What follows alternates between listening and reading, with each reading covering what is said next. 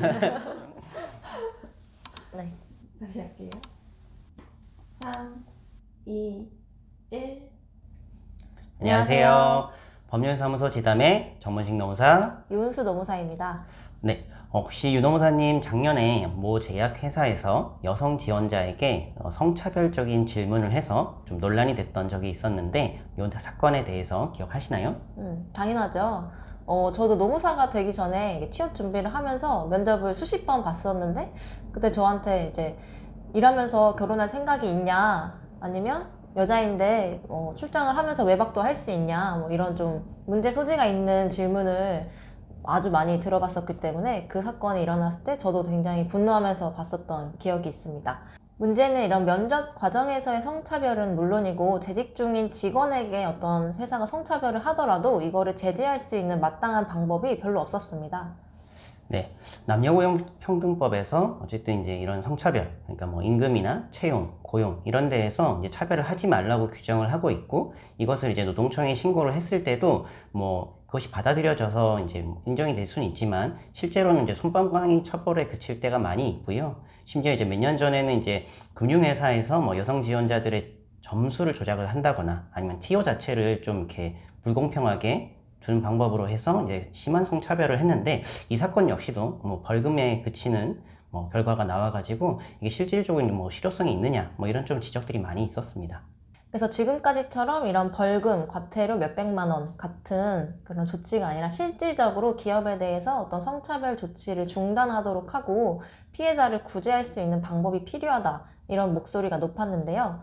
그래서 작년에 이런 구제 방법을 신설하는 법이 통과가 됐고 올해 5월 19일부터 새로운 법이 시행이 됩니다. 그래서 피해자가 노동위원회에 이런 성차별이나 성희롱에 따른 성차별에 대해서 노동위원회에 갈 수 있게 되었는데요. 이 부분을 오늘 살펴보려고 합니다. 이전에는 노동위원회는 뭐 부당해고나 뭐 징계 아니면 이제 노동조합에서 뭐 부당한 노동행위가 있었다 이런 것들에 대해서 이제 구제 신청만 가능을 했었는데요. 앞으로는 이제 성희롱이나 뭐 성차별에 대해서도 여러분들이 이제 권리 구제나 이런 것들을 위해서 뭐 구제 신청을 제기를 할 수가 있습니다. 그래서 오늘은 법이 처음 시행되는 거기 때문에 어떤 것들에 대해서 신청을 할 수가 있고 그랬을 때 어떤 효과가 있는지 하나둘씩 차근차근 살펴보겠습니다.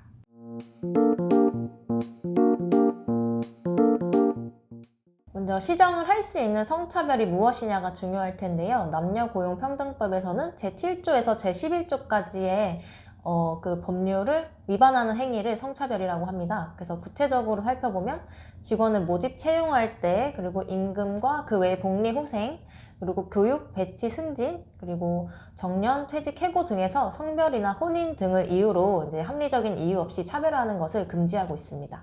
이 성차별에 모집과 채용에 대한 부분이 들어가 있다는 것이 포인트라고 볼 수가 있습니다. 남녀고용평등법상 이제 근로자의 범위는 이제 근로기준법과 달리 실제 고용 중인 사람뿐만 아니라 뭔가 지원을 한 사람, 그러니까 면접이나 이런 것들의 과정에서 발생하는 차별에 대해서도 이제 해당이 될 수가 있습니다. 그래서 뭐 면접이나 아니면은 채용 과정에서 차별을 당했다 이런 부분에 대해서도 구제 신청이 가능한 것이고 이 부분도 이 남녀고용평등법에 해당하는 이제 성차별로 볼 수가 있겠습니다.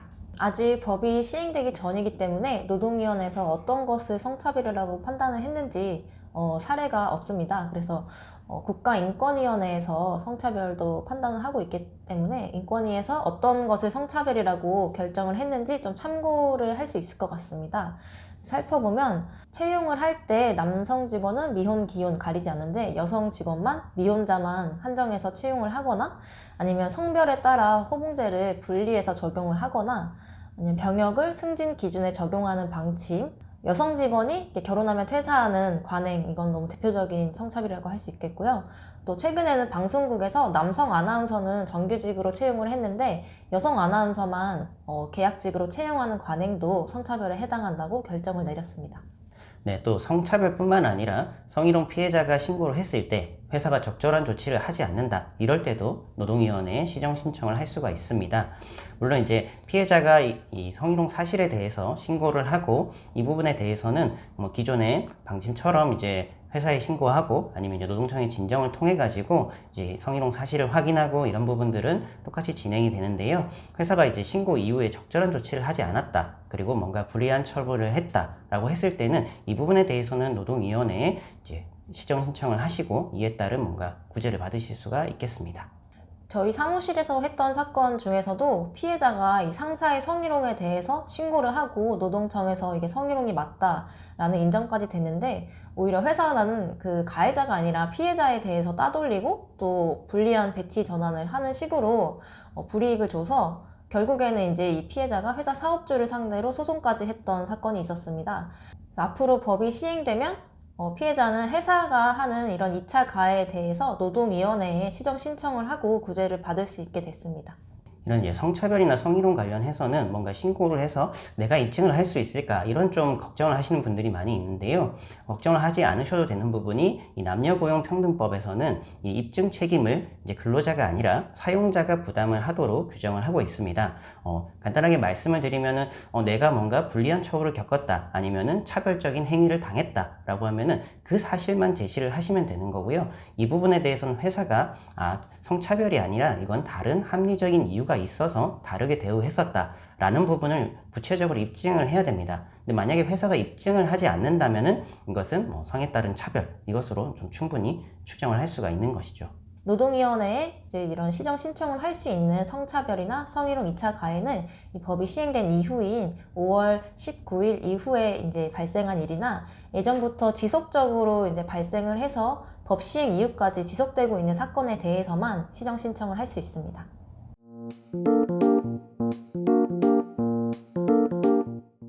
다음으로는 이제 성희롱이나 성차별에 대한 시정 신청이 노동위원회에서 받아들여졌을 때 어떠한 효과가 있는지 말씀을 드리겠습니다. 일단 성차별에 대한 시정 신청이 인정이 되면은 기본적으로 일단은 이제 차별을 중단을 해라, 이런 부분이 이쪽갈 거고요. 그리고 이제 근로조건이나 이런 부분에 대해서 취업규칙이나 이런 거에 문제가 있으면은 이런 것도 개선을 해라, 그리고 적절한 배상을 해라, 이런 식의 명령이 나갈 것입니다. 그리고 성희롱에 관련해서도 뭔가 불리한 처우가 있을 때도 그런 불리한 처우를 중단을 해라, 그리고 이에 대한 배상이나 이런 것들에 대해서 명령을 할 수 있는 이런 부분들이 여러분들이 실질적으로 실익으로 얻을 수 있는 부분이라고 볼 수 있겠습니다. 노동위원회의 시정 명령이 확정이 되면 기업에 대해서 이행을 하라고 강제할 수 있는 그런 효력이 생깁니다. 그래서 어떤 성차별을 중단하고 취업규칙을 개선하고 피해자에 대해서 배상을 해라, 이런 명령을 했는데 기업이 충분히 이행을 하지 않는다면 1억 원 이하의 과태료가 부과될 수 있습니다. 혹시 이제 이런 시정 신청을 하면 회사가 앙심을 품고 더 큰 불이익을 주면 어떻게 하나, 이런 걱정을 하시는 분들도 있을 텐데요. 다행히 법률에는 이런 이제 불리한 처우를 하게 되면은 더욱더 이제 큰 처벌을 할 수 있도록 규정이 마련되어 있으니 이런 부분은 크게 우려를 하지 않으셔도 되겠습니다. 네, 오늘은 이제 노동위원회에서 성차별이나 성희롱에 대한 시정 신청 이런 것들이 가능하다, 이런 부분에서 말씀을 드렸는데요. 아무래도 이제 처음 시행이 되던 거다 보니까 아무래도 초기에는 좀 혼란이나 이런 부분들은 좀 많이 있을 것 같습니다. 결국에는 이제 성차별이나 이런 성희롱 2차 가해를 입으신 분들이 두렵더라도 조금 더 용기를 내서 시정 신청을 하고 이런 판정 사례들이 많이 쌓여야지 이것이 이제 법적으로 시정이 되어야 할 성차별이나 불리한 처우다 라는 어떤 기준이 마련이 될 수 있을 것 같습니다. 그래서 이런 고민이 있으시다면 저희와 상담을 통해서 어떻게 대응을 해야 할지 좀 강구를 하면 좋겠습니다. 오늘 영상 보시고 혹시나 더 궁금한 게 있으시면 댓글 달아주시면 저희가 도움이 될 수 있는 말씀들 남기도록 하겠습니다. 네, 다음에도 더 유익한 정보로 찾아뵙겠습니다. 감사합니다. 감사합니다.